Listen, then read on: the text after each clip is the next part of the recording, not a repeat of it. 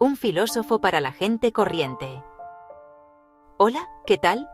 Hoy vamos a hablar de algo que nos toca a todos de cerca, el miedo. Pero no lo haremos solos. Nos acompañará un guía muy especial, un filósofo del siglo XVII, llamado Baruch Spinoza. Quizás su nombre te suene a libro de texto antiguo y polvoriento, pero te aseguro que sus ideas son más frescas y útiles que nunca. Spinoza no era un académico encerrado en una torre de marfil, todo lo contrario. Fue un hombre valiente, un rebelde que se atrevió a pensar por sí mismo en una época muy complicada, lo que le costó la expulsión de su propia comunidad. Era un pulidor de lentes de profesión, un trabajo humilde que le daba tiempo para lo que de verdad le apasionaba, entender el universo y sobre todo entendernos a nosotros mismos, para poder vivir una vida mejor. Vayamos al grano. ¿Qué es exactamente el miedo para Spinoza? Él lo definía de una forma muy sencilla y a la vez muy profunda. Decía que el miedo es una forma de tristeza. Piénsalo bien. Cuando sientes miedo, ¿te sientes alegre? ¿Te sientes expansivo, lleno de energía? Para nada. El miedo nos encoge, nos apaga, nos roba la alegría de vivir. Es la anticipación de un mal futuro, la idea de que algo terrible podría pasar. Spinoza decía que es una tristeza inconstante surgida de la idea de una cosa futura o pasada, de cuyo resultado dudamos. Esa duda es la clave. No tememos una certeza, tememos una posibilidad. Tememos lo que podría ocurrir. Esta emoción, esta tristeza anticipada, no aparece de la nada. Spinoza tenía muy claro que el miedo es un pésimo consejero. De hecho, lo consideraba una de las pasiones tristes más peligrosas para el ser humano. ¿Por qué? Porque el miedo nos debilita fundamentalmente. Nos quita poder. En su lenguaje, diría que el miedo disminuye nuestra potencia de obrar, nuestra capacidad para actuar en el mundo y para perseverar en nuestro ser. Cuando el miedo nos domina, no somos nosotros mismos en nuestra plenitud. Somos una versión reducida, encogida y asustada de lo que podríamos ser. Es como si intentáramos correr una maratón con los cordones de los zapatos atados entre sí. Simplemente no podemos avanzar. El miedo, además, es la herramienta perfecta para la manipulación. Spinoza, que vivió en una época de grandes conflictos religiosos y políticos, sabía muy bien de lo que hablaba. Las personas con miedo son mucho más fáciles de controlar. Quien tiene miedo a la ira de Dios, obedecerá ciegamente al sacerdote. Quien tiene miedo al caos, entregará su libertad a un tirano a cambio de una falsa sensación de seguridad. El miedo nos convierte en súbditos, en siervos. Nos hace renunciar a nuestra capacidad de pensar por nosotros mismos, a cambio de una promesa de protección. Llegamos al corazón del asunto, al pensamiento clave de Spinoza que puede, literalmente, cambiar nuestra relación con el miedo. Si has seguido el razonamiento hasta aquí, ya tienes algunas pistas.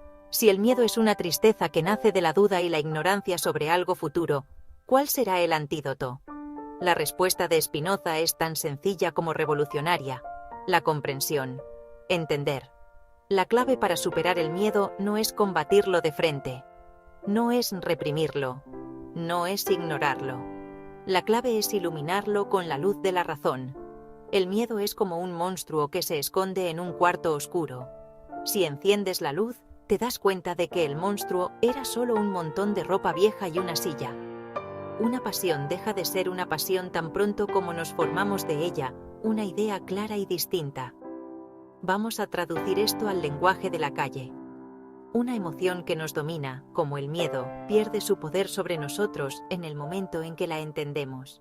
En cuanto la analizamos, la observamos, comprendemos de dónde viene, por qué está ahí, cómo funciona, deja de ser una fuerza ciega que nos arrastra.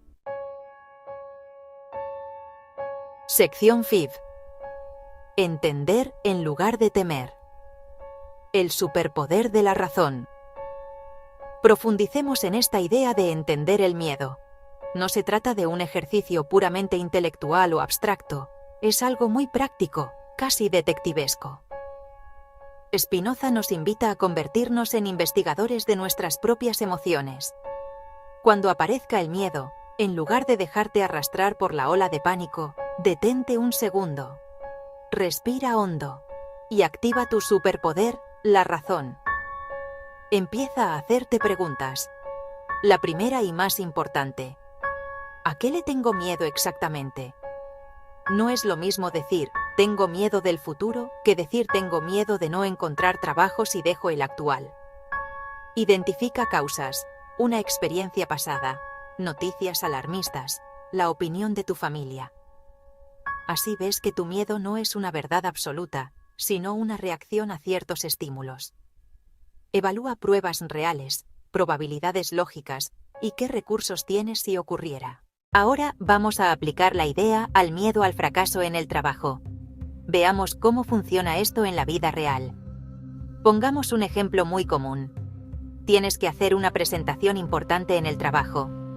Sientes esa bola en el estómago, las manos te sudan. Es el miedo a hacerlo mal, a fracasar, a que tus jefes o compañeros piensen que no eres competente.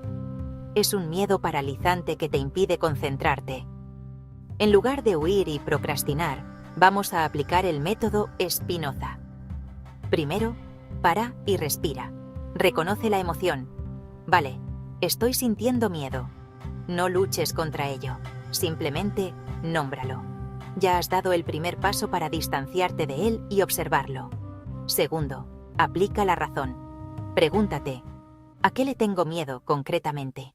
Ahora, vamos con otro miedo muy extendido en nuestra sociedad, el miedo al rechazo.